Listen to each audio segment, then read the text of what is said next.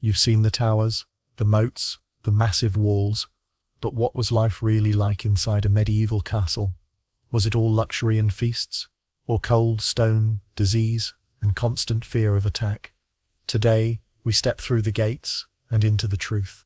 From the bustling kitchens and echoing halls, to the drafty chambers and secret stairwells, discover what castle life was actually like for lords, ladies, servants, and even prisoners. Medieval castles weren't just buildings, they were self-contained worlds. At the center stood the keep, the main residence. Surrounding it were walls, towers, stables, chapels, kitchens, and even gardens. The inner bailey was where daily life unfolded. Blacksmiths worked, guards trained, and servants ran errands. In emergencies, all villagers might flee here to seek protection. The Great Hall was the castle's social hub, a place for eating, meetings, justice, and celebration. Yet, even in splendor, comfort was limited. No heating, no plumbing, and few windows. A medieval feast sounds grand: roasted boars, gallons of wine, jesters and musicians. And yes, nobles ate well during celebrations. But daily meals were far humbler. In the kitchens, dozens of servants prepared food over open fires. Castles didn't have chimneys yet, so kitchens were smoky, hot, and dangerous. Food preservation was primitive.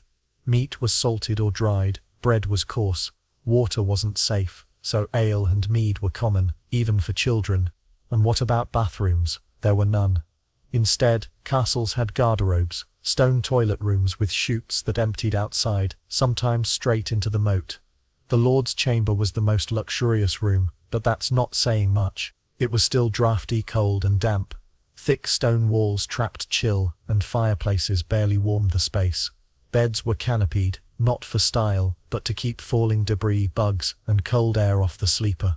Straw mattresses, sometimes with feathers, were filled with lice. For servants, it was worse. They often slept in halls or kitchens, sometimes on the floor. Privacy, non-existent. Sanitation, questionable at best. In winter, water would freeze in basins overnight. And bathing, nobles bathed occasionally. Servants rarely had the chance. Life inside a castle was structured and demanding. Everyone had a role. Knights trained daily, practicing swordsmanship, riding, and archery. Pages and squires served them, learning court manners and martial skills. Ladies of the castle spun wool, ran estate affairs, and managed servants. Servants woke before sunrise. Their day included cooking, cleaning, hauling water, and repairing clothing and tools. Work never truly stopped. But there was entertainment too: storytelling, chess, hunting, falconry, and music. On feast days, jesters and acrobats entertained the noble guests. Religion was central. Daily prayers, chapel services, and saints' feast days structured time like a calendar in stone. Castles were designed for defense, but that meant life inside was always on edge. When a siege began, gates closed and food was rationed. Arrows flew, boiling oil poured, and the walls became battlegrounds. Families huddled together in keeps, praying the defenses would hold. Even without war, fear lingered.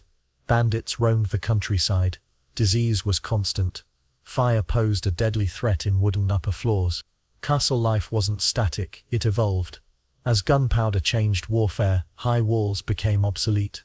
Eventually, castles became residences, then relics.